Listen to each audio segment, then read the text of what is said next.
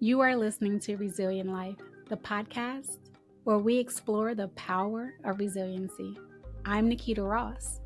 It is my hope that listening to this podcast will give you the tools to connect with and increase your resiliency. So join me on this adventure of self-discovery and self-love.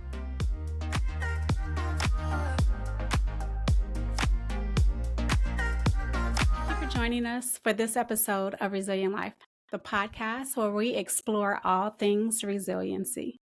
Today, we have a wonderful guest, and I am so looking forward to hearing all of her thoughtful responses. So, Kizzy, will you please introduce yourself? Tell us your full name, your occupation, and anything else that you want us to know about you.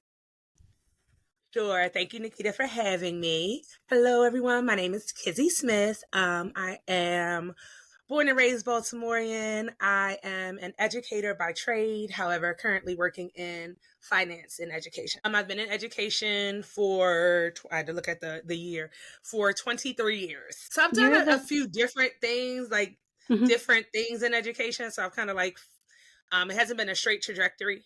So I've done a whole bunch of different stuff, but still within the education sector. So even though you're saying it's been different areas of education, it's still in the field of education. And we know that education is pivotal for us as humans, for growing our young minds.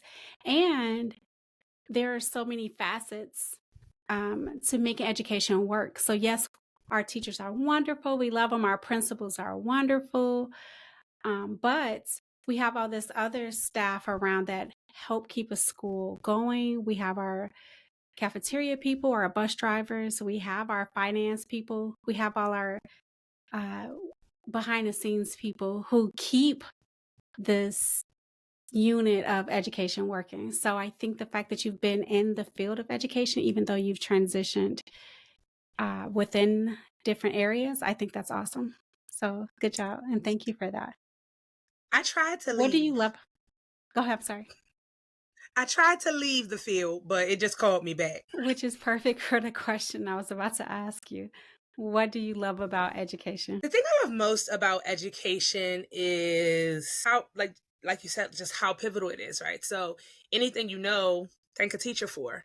And so being able to, the thing I like about being in the field is having an opportunity to influence policy around education and practice. So, yeah. I spent most of my career in charter.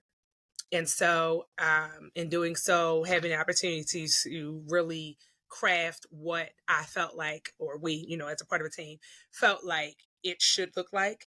And boy, has that changed over the years as to what we were doing 20 years ago. And when we look at it now, we cringe, honestly. So, being in this space gives me a different opportunity to affect change and, kind of like stay attached without being on the ground level, because the ground level can burn you out. Yeah, that's true. We do. I've had I think the third person who's in the field of education on here.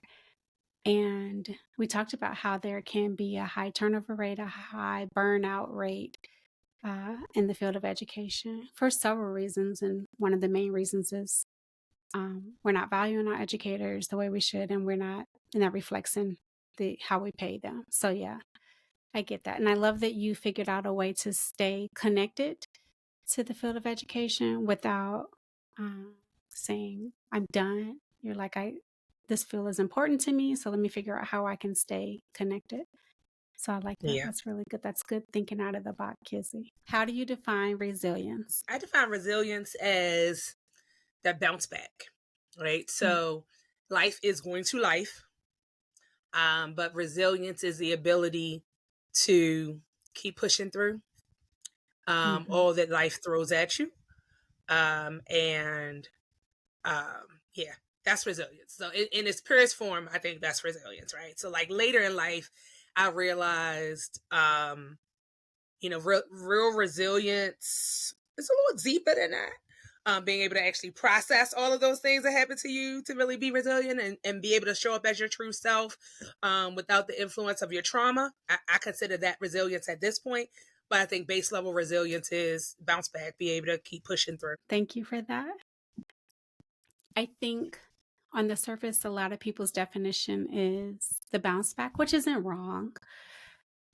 When I started this podcast, and I've actually been doing and focusing on resiliency for over a decade at this point, because of the second definition you gave, once I realized that it's so much more than the bounce back. And so, with either definition that you just gave or both, do you consider yourself resilient? I do, actually. And, I also consider myself blessed, right? So I have not had what most would consider severe trauma, right? Like I got regular trauma from life. But, I consider myself privileged, even though, I grew up in what is considered a very unprivileged, underprivileged area and very underprivileged circumstances. But I felt protected. So, I've been protected from the trauma, right? So, and not that it never touched me, but Mhm. I was given the tools early to be able to um, separate myself from it. Not take on the trauma as a part of who I am. It's just a part of the experience. I would say, like, if there was a course in being resilient, that last part you said about not taking it on as a part of who I am would be graduate level. That's, I can't wait to dive into that as we get into these questions because that's pretty advanced. And I don't mean that in a condescending way. It's just like to have Oh that yeah, wherewithal. It took me and a lot of people time to get there. So look at you ahead of that. Maybe we should switch roles and you should be asking the questions. girl, I'm 46. It took time here over here. Okay, it took time.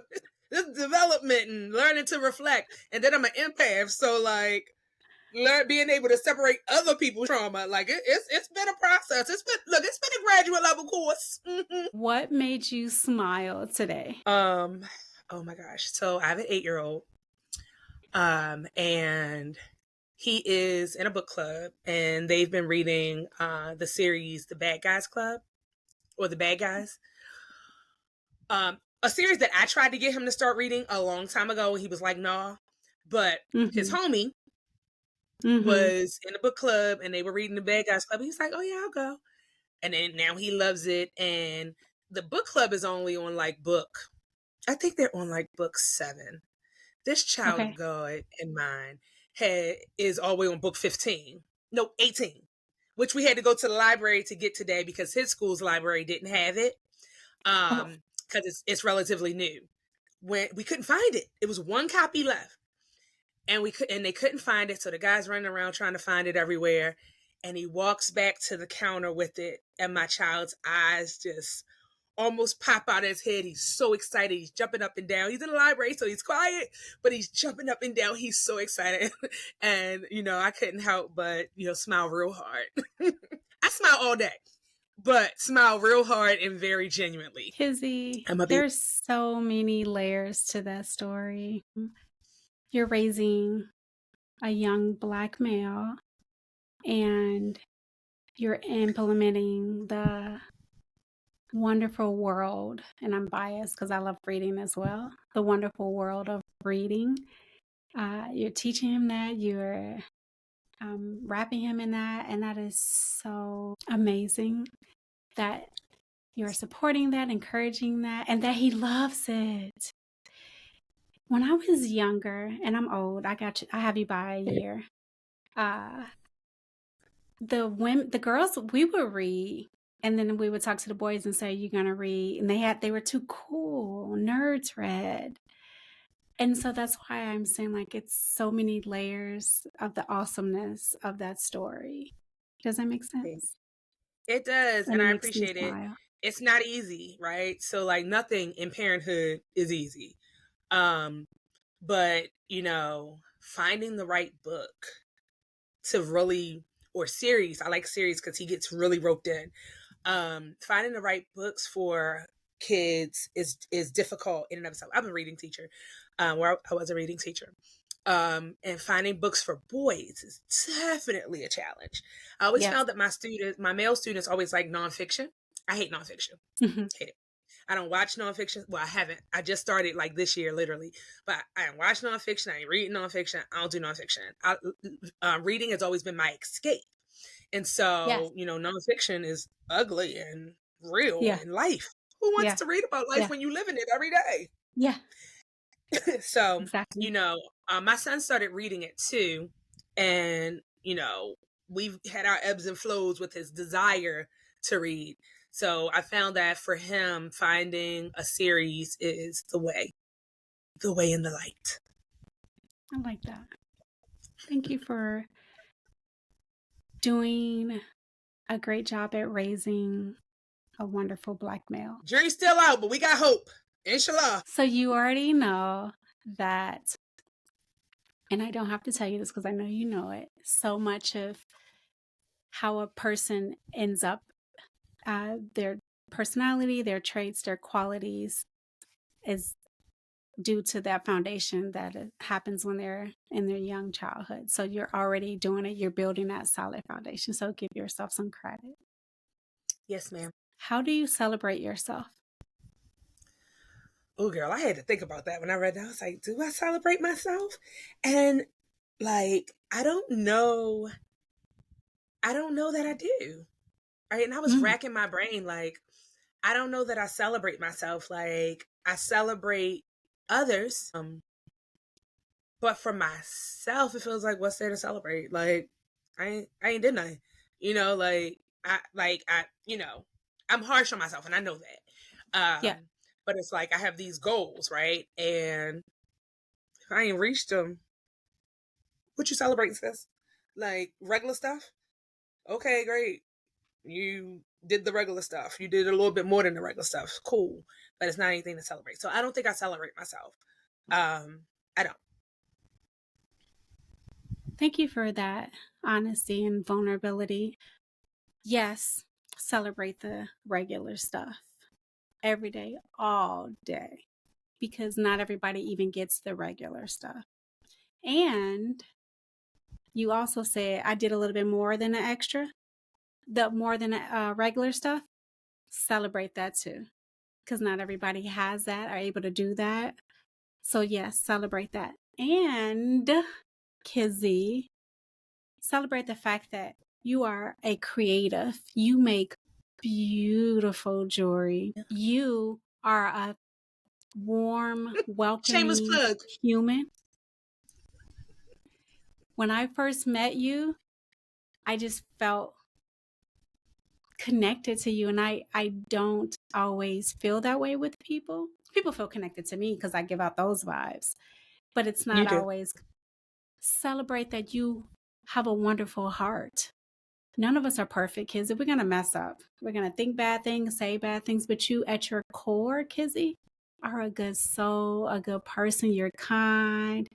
Celebrate the fact that you are jovial. That whole time we hung out, and like you just said it yourself, you're always smiling. Jovialness. Do you know how many people are walking around wanting to tap into happiness or smile, Mm. but they have a hard time? Celebrate that. Celebrate that you are raising a wonderful Black son. Celebrate that you are doing the absolute best you can as a mother. Celebrate that Absolutely. you have been in education for 2 decades. Do you want me to keep going? Because, sis, I got you. Okay. I'm gonna celebrate me. Yay me. Kizzy, what is your theme song? So if you're looking in the mirror and Mm. it's a day and you know it's going to be a day and you got to Mm. either pump yourself up, what's your theme song? So it's a gospel song, and I can't think of the artist right now. It's like Zay something. Um, it's God do it for me. Lord, if you don't do it, It just won't get done. Oh Lord, do it for me. Cause sometimes, Lord, no, I can't do it. I just can't. Yeah. Yeah. I Yeah. need the intercession to happen. Hello. I get that. Yeah. You have a beautiful voice. Celebrate Well, thank that. you. Thank you. Yeah, but that song. That song. So my first encounter with that song, like it was just at the right time. Um, Mm. my car had gotten broken into with me. Like I was standing feet away, like maybe 10 feet away. And they pulled up on the side of it and went into it on the side that I couldn't see. And by the time I noticed, they were pulling off, and I was like, "Oh my gosh!" So I was through, done. I thought my passport was in there, and they didn't really take anything. There wasn't really anything in there, but they took things that were meaningful, and Yeah. I was spent, and it was a holiday, like it was Thanksgiving, and I was just really really done, and I sang that over and over, played it over and over, and just had my little moment, and since then it's become my go-to. What have you learned about yourself recently? Mm. So I already hear what you're going to say in response to this, but this is where I am in this current space. This is where I am right Okay. now over the Okay. last 20, not even 24 hours, but this is where I'm at. I've always thought of myself as extra special, right? Exceptional. I have a really high IQ. I got things very early in life, like about myself, self acceptance, all those pieces. That came very early for me. So when like um teenage friends and 20-year-old friends and 30 and 40-year-old friends were struggling in that space, I wasn't there. I was always above the curve or whatever, right? Beyond the curve. Um, so I've thought of myself as this exceptional person. So I want all the amazingly exceptional things, right? Like I want the out of the box job, and that's my goal. And if I can't have that, then I'm trash. And I Mm. want the amazing man with all the things, and he has to love me like this, and all of the amazing, exceptional, like super dramatical, amazing pieces, like for my son, and for my son, for my home, everything. And what I discovered yesterday is I'm regular, and it's okay. It's okay to be regular. It Ain't nothing is. wrong with regular. So It is. that's my recent discovery. Okay. I'm regular, Um, and I'm okay with it. I like that you said you know what I'm gonna say to that. And I don't think you do. I had a conversation similar to this earlier today with someone, and we were talking about syndrome. I don't know if I can say that. And we were saying, like, there's no purpose for it because none of us know what we're doing. We're all trying to Amen. figure out life. We're all trying to figure out how to do our jobs better, how to parent better, how to be better partners, how to be better children Humans. if we're our parents are alive. We're all trying to figure it out. And so in essence, we all are regular. What we do as society, in my personal opinion, is lift some up and say, hey, you look like this, so you're better. Hey, you have this ability to think like this, so you're better. Hey, you have this amount of money, so you're better. When all of us are regular, we have different traits and qualities and skills, but we're all regular. My personal opinion. So I like that you came to that revelation. I think it's awesome. Yeah. Is that what you thought I was going to say? No, not at all. Not at all. Okay, you're right. I know. What brings you joy? What brings me joy? So many things bring me joy, right? So, and I recognize that it's a blessing to be able to say that. Mm-hmm. But it doesn't take a lot. Thoughtfulness. Thoughtfulness brings me joy, you know. Um, and on both ends, it feels good when I am thoughtful when it comes to when I exercise thoughtfulness when it comes to someone else, because it makes me feel like I'm a good person. you know, like, Mhm. oh, and it's not that I'm trying, like, I am going to be thoughtful in that. It just is, right? So, but I feel good about it. Mhm. And then it's also good when someone expresses thoughtfulness in relation to me. It makes me feel loved, right? And so loved, cared for, valued, um, in a particular way, right? Or by a particular person or set of people. So yeah, thoughtfulness. So, when do you feel like you can tap into your inner child? So, be silly. The example I always give is for me. So, I have a 28-year-old. Don't tell her, I can't remember how old she is. And As y'all look like y'all the a same 20, age. Mhm. thank you. And a 21-year-old. And so my 28-year-old has a best friend. So she's my bonus daughter. And I always say when I'm with them, I'm silly, um, I'm awkward, I'm goofy, I'm gross, like disgusting. I'm just free. So I tap into my inner child when I'm with them. I'm like I fully let my nerd out because my nerd doesn't always come out. So with them, so when are you able to like tap into that inner child, that most free version of Kizzy? No, because I don't know that I know what my most free self looks like, right? Mm, So one thing about me is that I don't care about other people's judgment. okay, good. So I'm whatever I want to be in whatever moment I want to be it in.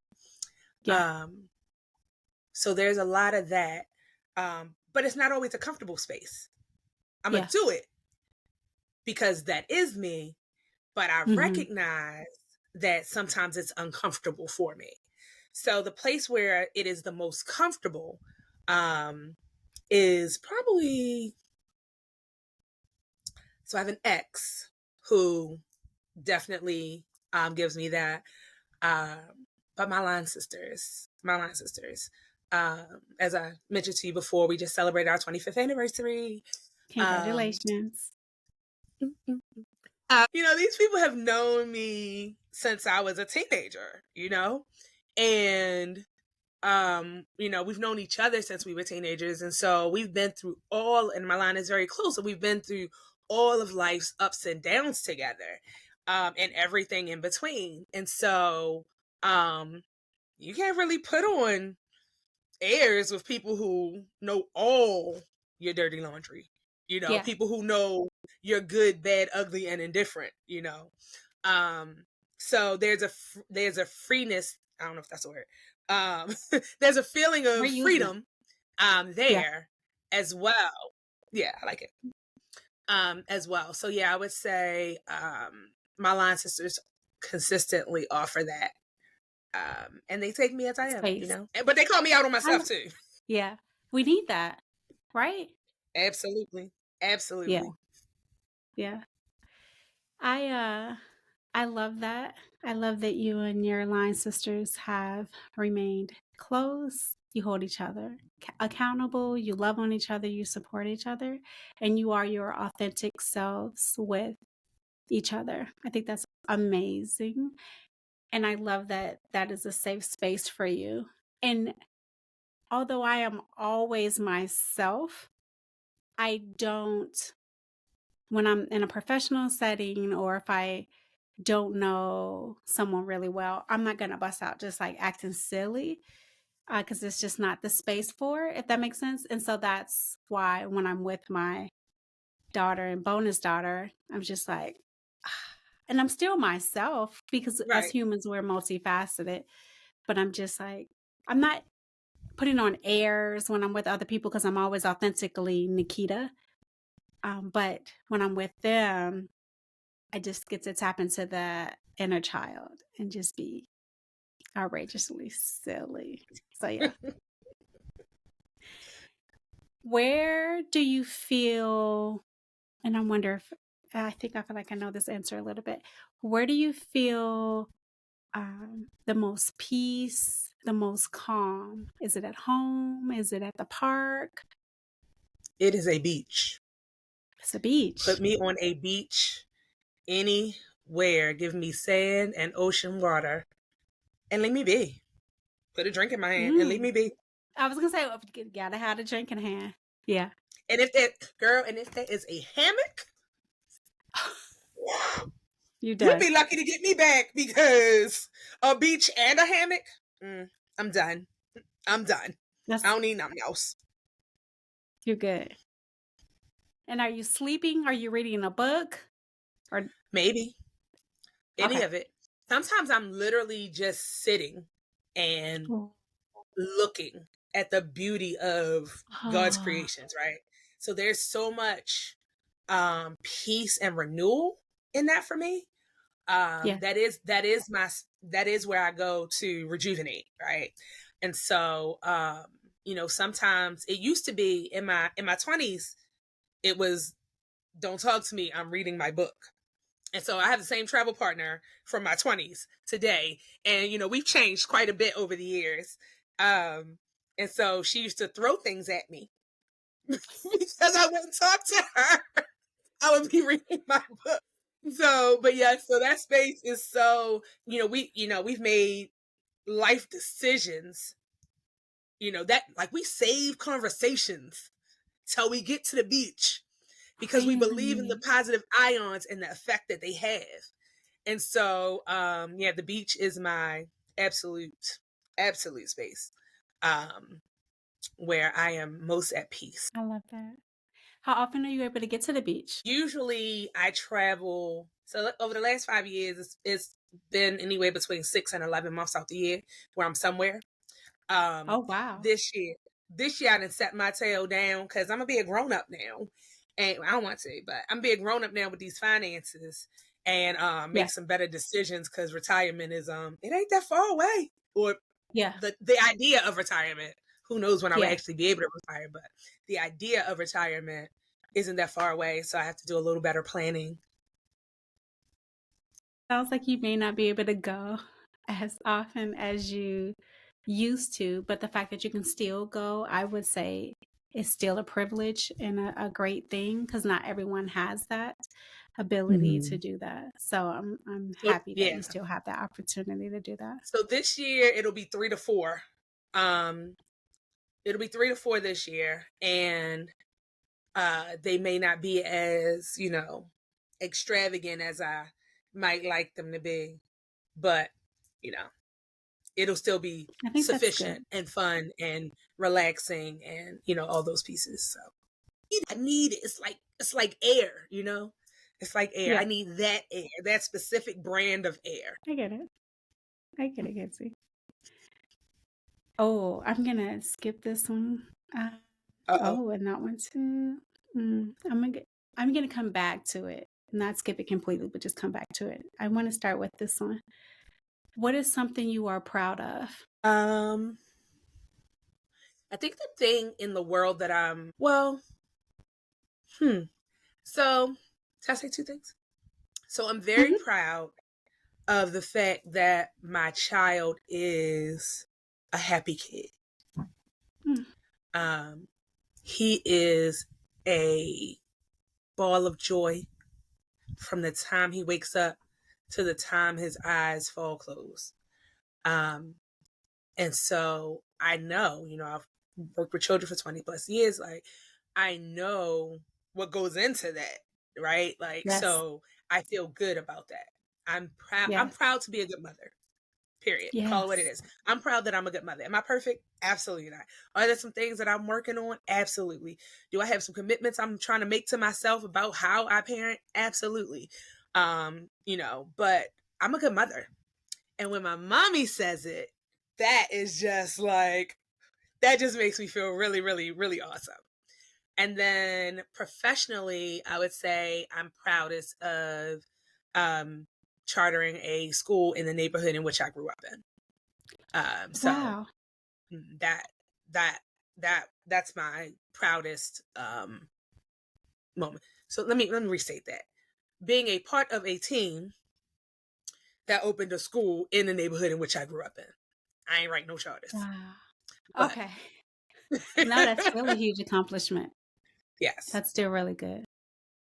I love that. Congratulations on both fronts. Good job, because that's not easy. neither We're gonna one. switch gears a little bit, Kizzy, and the question's a little heavier. You ready? Okay. Let me take a drink. All right. It's just This is water. the one that I skipped. I'm coming back to it. You ready? Mm-hmm. How is your self-talk? Are you challenging negative thoughts and encouraging positive thoughts? No. Okay. I'm not in a good place right now. And so sometimes I challenge negative thoughts, but no, that's not my that's not my current pattern of behavior. Um, I am extremely reflective, and Mhm. so I may go back and check myself on those thoughts later.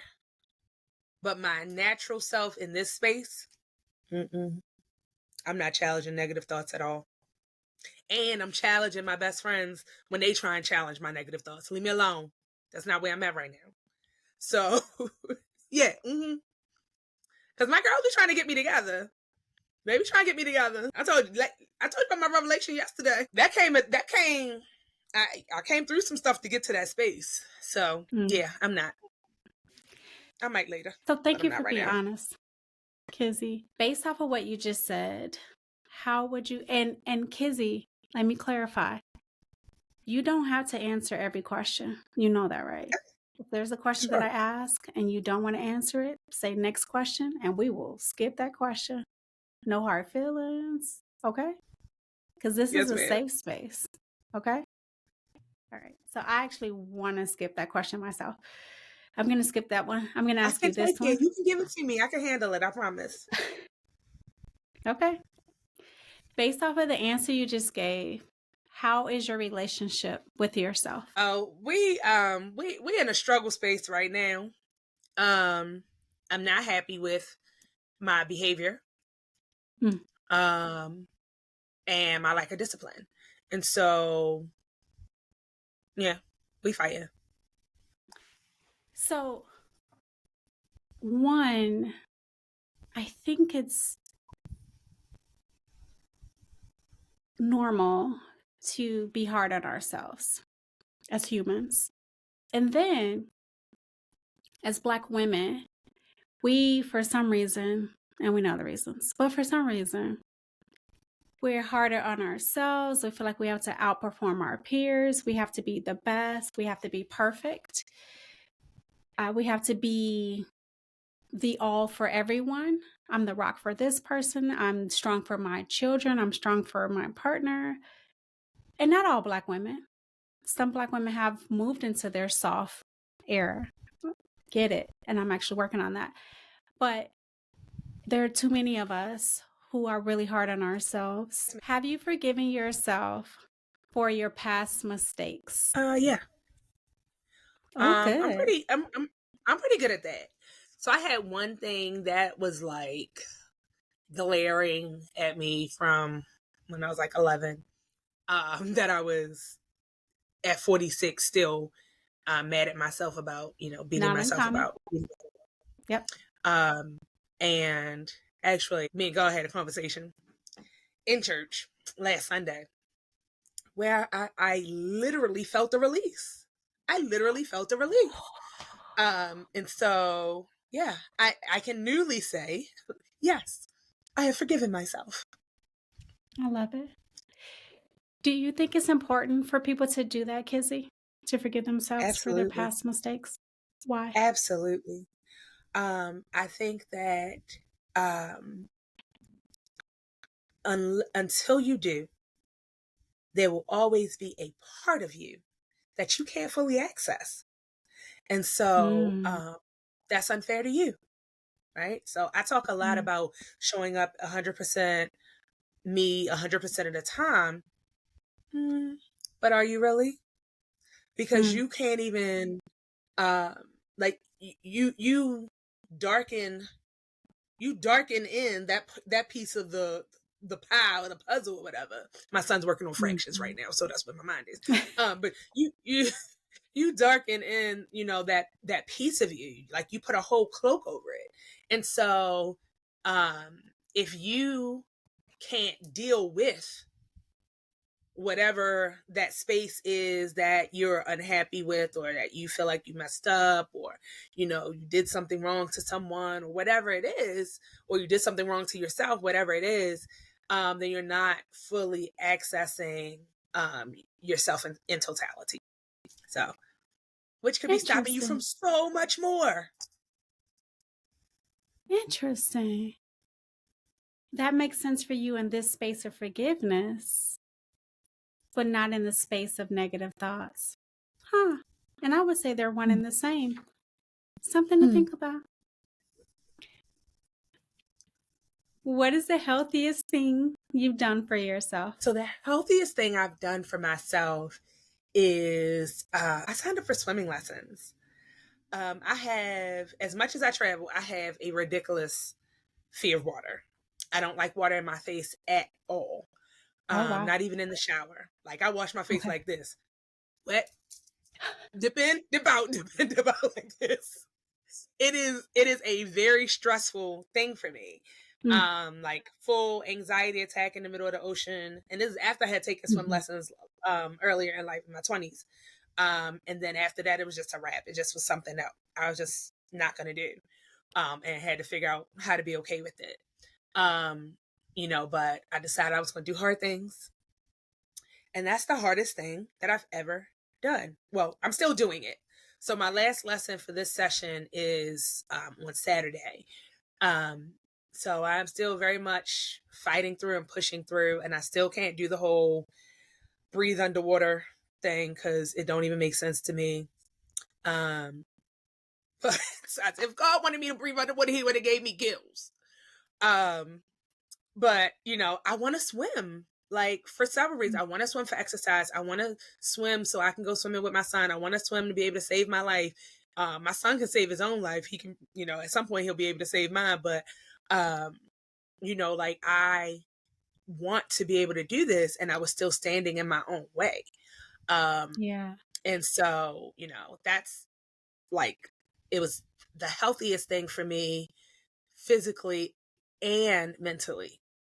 Mm, Is that whole facing my fears, doing mhm. hard things, and sticking with it. And it's at 9 o'clock in the morning on a Saturday, so there's that part too. um so it's always a struggle. I'm always late. I'm Yeah. always late everywhere, but I'm always late. So Kizzy, thank you for acknowledging how important it is to face our fears. Sometimes it can feel overwhelming to do that and we avoid it, but we grow. And I feel like I sound so cliche so many times when I talk, but we grow at the risk of sounding cliche. We grow when we face our fears. We do. We stay stuck when we avoid them, when we run from them, when we numb. So mhm. thank you for talking about how important it is, and thank you for taking the steps to do that. And I just like to say that we call things cliche because they've been said a million times, but they've been said a million times because they're true. And truth doesn't change. Truth is consistent. So Thank you. Thank you for that. I love that. What advice would you give others, Kizzy, who want to increase their resiliency? So, a person who has either said, I'm not resilient, or I don't know how to increase it. I may be a little resilient, but I want to increase it. What advice would you give for those people? I kind of make it my business not to give advice, um, Oh, because who am I? mm, But what I would share okay. I is like it. that um, what don't deny yourself. Mm, Like don't deny yourself the ability to be your best self. And so push through. Like you're not pushing through, right? You say you're not resilient, but you still standing. Yes. I took it off because my fingers were swollen, but I usually wear a semicolon ring. I do have some mental health challenges. I'm not suicidal, but Mhm. I do have some mental health challenges, and it's very real. Mhm. Having to deal with the trauma that life throws at you, Mhm. and it can get overwhelming for folks Mhm. when they keep thinking they're supposed to be doing something differently, right? So I had to learn to just be kind to myself and just do it. Mm. You're doing it. You're doing it. You're doing it. You're here. Interesting that you said stuff like, "Be kind to yourself," and you're doing it, but yet when our friends tell us not to have negative thoughts, we push them away. Okay. Last question. You ready? Yes, ma'am. Yes, ma'am. Any last words or any last thoughts that you want to share before we end this episode? Be kind to yourself. Um, that's it, you know? And I I'm love it. saying it to myself as much as I'm saying it to anyone who hears me. It is a mantra that you have to practice, right? So like, um, you know, I'm clear that the space I'm in right now is temporary. Everything's temporary. Oh, Everything's yes. temporary. And that's what I would say to somebody who's struggling with, being resilient or feeling resilient. Everything's temporary. Um, so, keep going. Just keep swimming. As Dory would say. Yes, keep Just keep swimming, swimming. swimming, swimming. Yes, I say that. Yep. Kizzy, thank you so much for taking time out of your extremely busy schedule. Thank you for being open and honest and vulnerable. Thank you for the laughs. Thank you so much for this great interview. Thank you, Nikita. Thank you for having me. Thank you for thinking of me as someone who you would want to have on your podcast and, spend additional time talking to. So I appreciate that. And just thank you for being you. I appreciate that spirit that you bring, and how you show up. Thank you. I hope this episode gave you some tools to connect with and increase your resiliency. I'm proud of you. Let's keep up the momentum. Follow Resilient Life on your favorite podcast platform and on YouTube at Resilient Life Podcast. Until next time, be kind to yourself and others.